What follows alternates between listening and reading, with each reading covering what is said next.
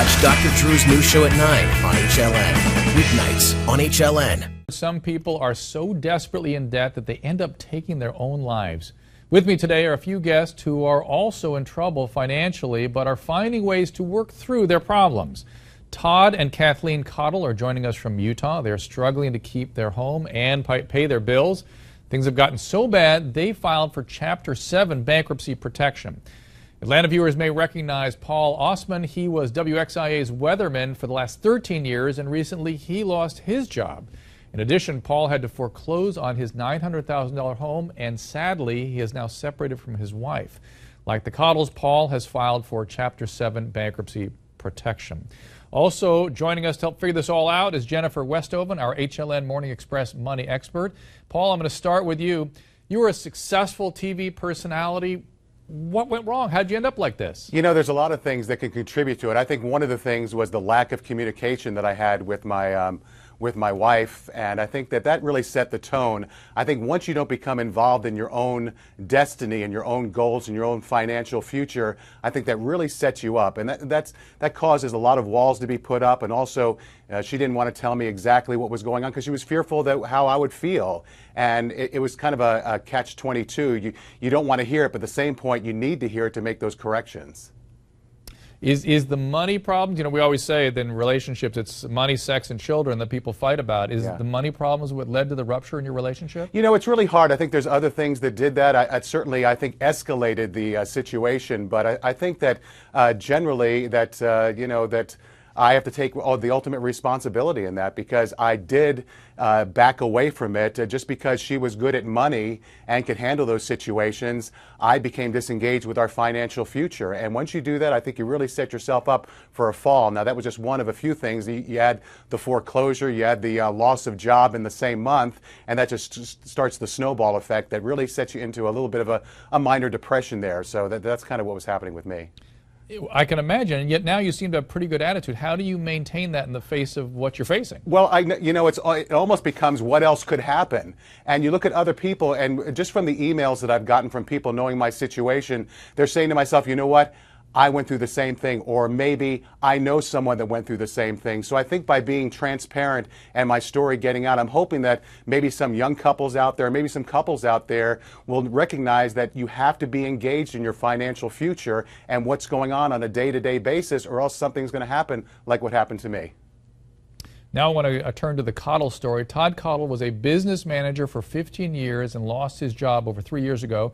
His wife, Kathleen, employed as a teacher, and although she is still working, her income is not enough to cover their bills. They've gone through their savings and sold practically everything except their home, which they're currently fighting the bank to stay in. Todd, how are you and your wife coping?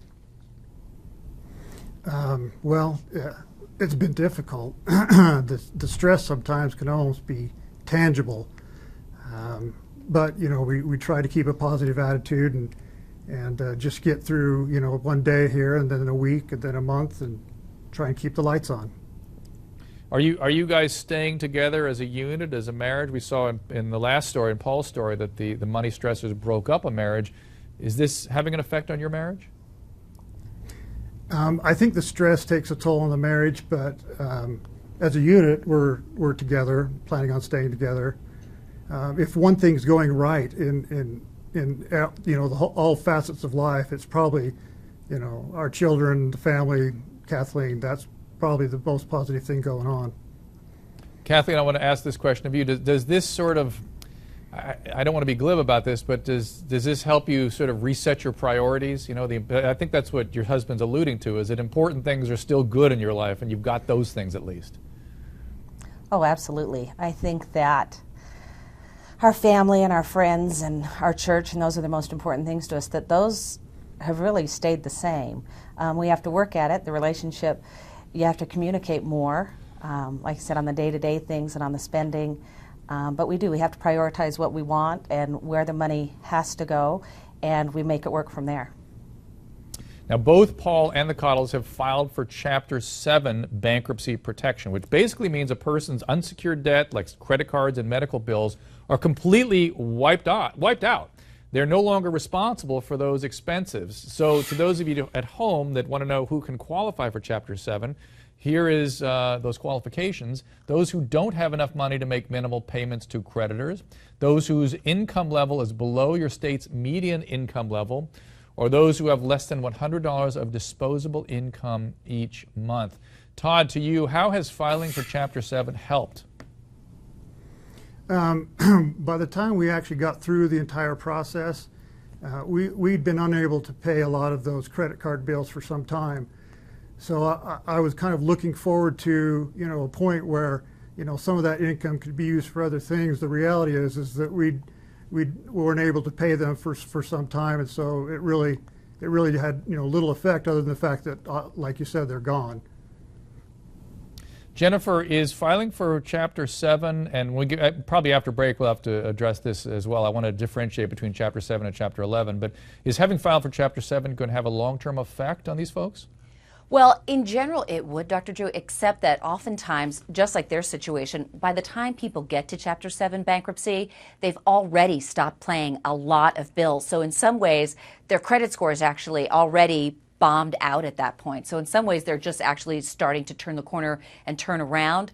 But it is something that it's not great. You don't want to get yourself to the point where you get to Chapter 7. You want to start doing things long before that.